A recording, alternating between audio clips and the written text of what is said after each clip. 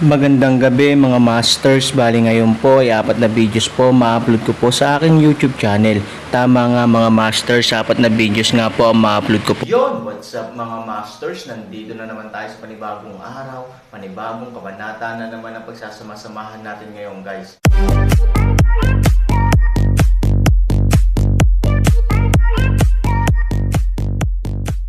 Bali mga masters, kung bago ka pa lang po sa aking YouTube channel, please click the subscribe button, lalong-lalo na po yung notification bell guys, para maging connected pa rin tayo sa isa't isa at maging updated kayo sa mga susunod ko pang video. Bali mga masters, bago natin umpisahan ng kwento ay mag-shoutout po muna tayo para sa mga solid nating tagapakinig. Shoutout kay Danilo Wamar at shoutout kay Song Lyrics. Yun na nga mga masters, no? Bali hindi na ito patagalin. In 3, 2, 1, let's go! Mga master, magbabalik tayo sa pag-upload ng 4 na videos everyday simula ngayon araw. Salamat sa solid na pagsuporta mga master. Matapos marinig ito, ang matanda ay nanunuya at tumawa, isang 7 paa sa bulwagan, hindi mo ba masasabi ang isang bagay bilang kahihiyan? Hindi nahiya si Aaron. Sa harap ng napakalakas na lalaking ito, anong dignidad ang kailangan niya? At saka, hindi siya isang tao sa parehong antas sa parehong mundo. Ang Aaron ay hindi kailangang mas malakas kaysa sa kanya. Dahil tinawag niya si Miss Ivory, Aaron, bilang magiging asawa ni Ivory, natural na sinabi ang mga salitang ito. Nagsasabi lang ako ng totoo.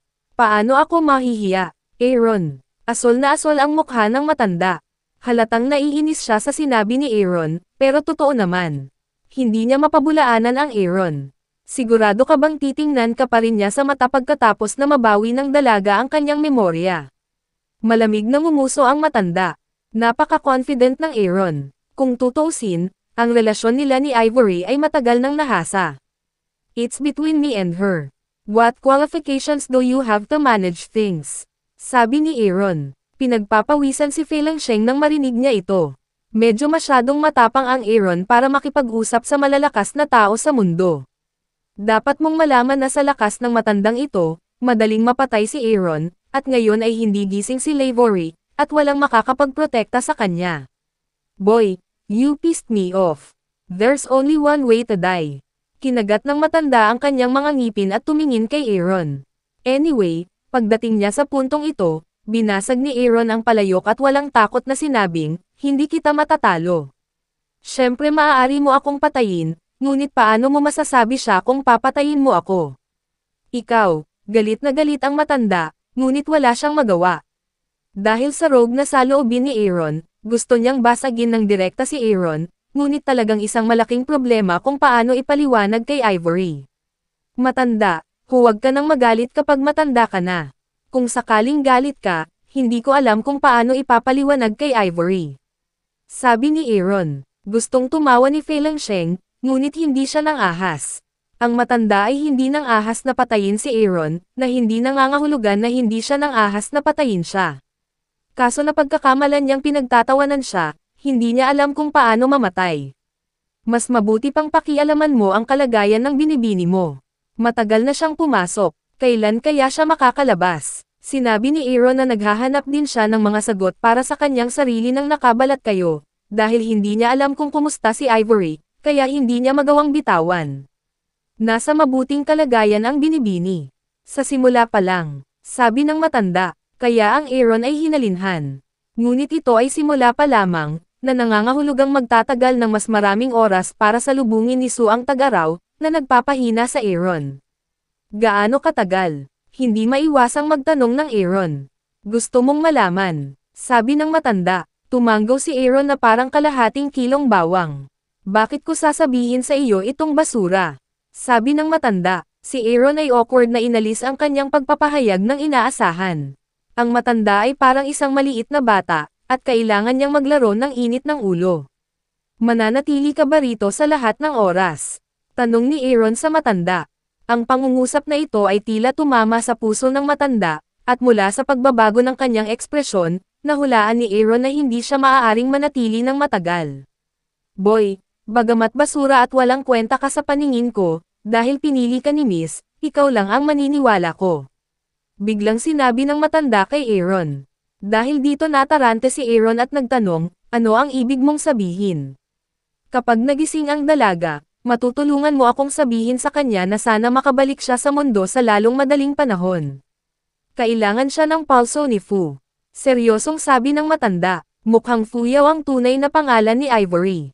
At tingnan ang ekspresyon ng matanda, tila ang tahanan ni Ivory sa mundo ay dumaranas ng isang uri ng krisis, kaya kailangan niyang magmadaling bumalik sa mundo sa lalong madaling panahon. Huwag kang mag-alala, sasabihin ko sa kanya sa sandaling magising siya, ngunit hindi ko magagarantiya na mababawi niya ang alaala ng kanyang nakaraang buhay. Sabi ni Aaron, naglabas ang matanda ng isang basong bote. Ito ay napakaliit, ngunit ito ay napakaganda.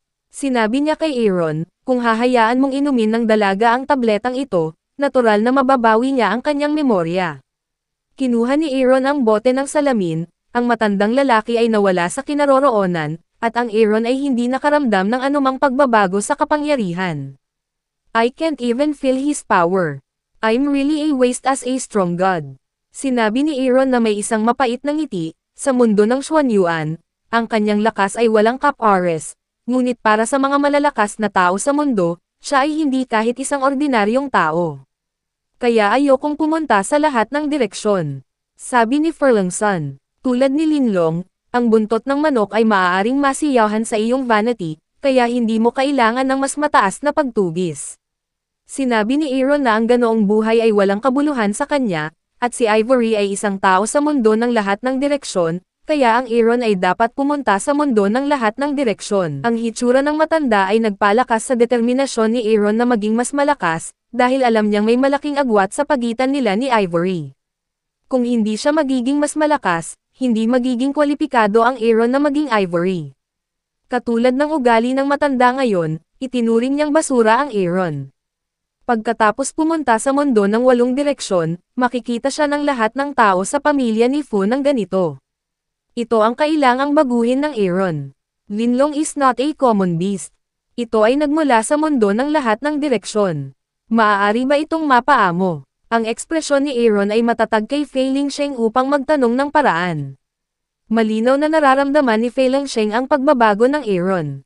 Sa tono man o pananalita, tila nagpasya si Aaron na gawing sariling lakas si Linlong, upang mapahusay ang kanyang pagbabantay. Basta kakaibang hayop siya, pwede siyang paamuhin. Ang dahilan yata kung bakit siya napunta sa Xuanyuan World ay ayaw niyang maging alipin ng malalakas. Sabi ni Furlongson, napaka-posibleng sabihin iyon. Kung hindi, hindi makikipagsapalaran si Linlong sa mundo ng Xuanyuan. Naisip mo na bang manatili sa mundo ng Xuanyuan? Biglang tanong ni Fei Lingsheng kay Aaron.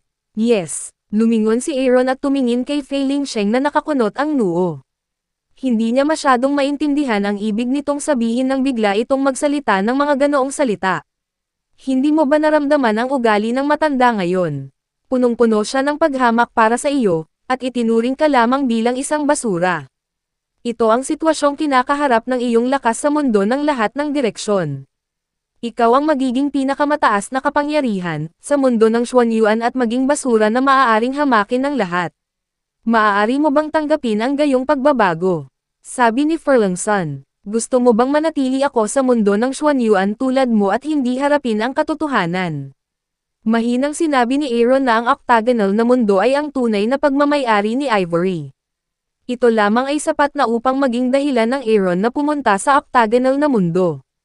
Ilang tao ang magpapansin sa iyo kapag sa tingin mo ay may pulso ka. Sabi ni Furlongson. Biglang itinaas ni Aaron ang sulok ng kanyang bibig at may kumpiyansang sinabi, balang araw, gagapang ang buong mundo sa ilalim ng aking mga paa. Naniniwala ka ba? Gustong ituring ni Fei Lingsheng ang pangungusap na ito bilang isang biro. Ang octagonal na mundo ay isang walang kapantay na espasyo. Sa kasalukuyang lakas ni Aaron, kung pupunta siya sa octagonal na mundo, kahit na ang pinakamababang antas ng mga tao ay maaaring patayin siya. Paano siya magiging kwalipikado para sabihin ito? Ngunit si Fei Lingsheng ay hindi maaaring tumawa, dahil Aaron's firm, hayaan siyang makaramdam ng isang malakas na pagtitiyaga. Ngayon Aaron ay maaaring hindi magawa, ngunit sa hinaharap, maaaring siya ay talagang magagawa ito. Kung may ganoong araw, gusto kong maging toro at kabayo para sa iyo. Sabi ni Furlongson, hindi na kailangan. Umiling si Han Sanchen at sinabing, gusto mong i-escort kita sa mundo, ngunit hindi ito ang dapat kong gawin. Siya lang ang gusto kong protektahan. Panay ang tingin ni Aaron kay Ivory. Bagamat alam niya na pagkatapos umalis ni Ivory sa kwartong bato, wala siyang karapatang protektahan si Ivory, ngunit hinding-hindi magbabago ang ideyang ito sa isipan ni Aaron. Araw-araw, tulad ng sinasabi, walang GZ sa mga bundok, at ito ay libu-libong taon na sa mundo. Sa isang kisap mata, ang Aaron ay nasa Xuanyuan World na sa loob ng 2 taon. Sa loob ng 2 taon na ito, halos araw-araw ay nanatili ang Aaron sa harap ni Shimen. Kung hindi dahil sa mga espesyal na pangyayari, hinding-hindi siya aalis. Sa nakalipas na 2 taon, ang lakas ni Shimen ay halatang hangina ng husto, na nagpapakita na karamihan sa lakas nito ay hinigop ni Ivory. Ang Aaron ay nakaramdam ng kakaiba. Nakuha ni Ivory ang perlas na nakuha niya bago ang kanyang muling pagsilang sa maikling panahon, ngunit sa pagkakataong ito ay nagtagal ito. Paano kaya magkakaroon ng ganoong kalaking gap sa pagitan nilang dalawa? Masasabi bang limitado ang kapangyarihan ni Ningzu kay Ivory, kaya maaari itong makuha sa maikling panahon? Ngunit sa oras na iyon, si Ivory, na sumisipsip ng kapangyarihan ng mga butil ng Kong Ilang, ay maaari nang abusuhin ang buong mundo ng Xuanyuan. Sa pagkakataong ito, hindi na direktang maibabalik ni Ivory ang lakas ng kungtong. Kung gayon, hindi ba biro ang banta ni Linlong sa Aaron?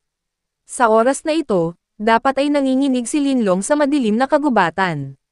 Mundo ng Xuanyuan. Sa madilim na kagubatan, paminsan-minsan ay may galit na dagandong, na nagpapatakot sa mga malalakas na tao sa buong mundo ng Xuanyuan. Kaya sa panahong ito, walang malalakas na tao ang maglalakas loob na maglakad-lakad, sa takot na may masamang kapalaran, nahuli ni Linlong bilang pagkain.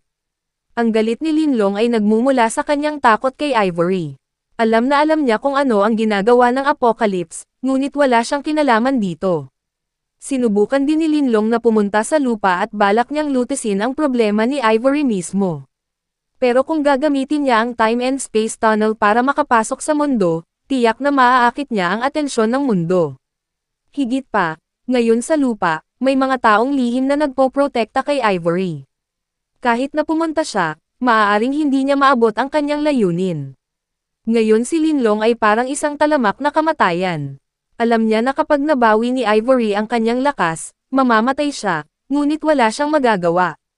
Libu-libong taon na akong nakatago, pero gusto ko talagang mapahamak sa kamay ng isang babae.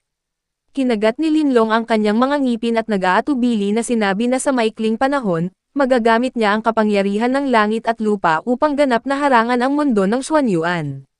Gaano man niya dominado ang mundo ng Xuanyuan sa oras na iyon, walang makakasagabal sa kanya.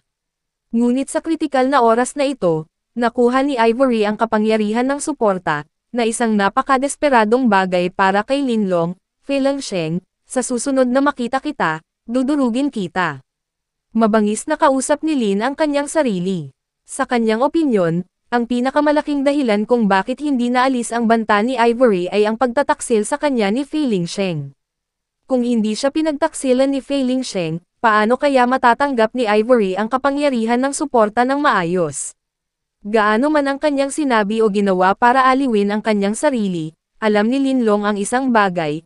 Iyon ay, ito ay ang katotohanan na siya ay walang kapangyarihang magbago sa harap ni Ivory, isang malakas na tao sa kungtong.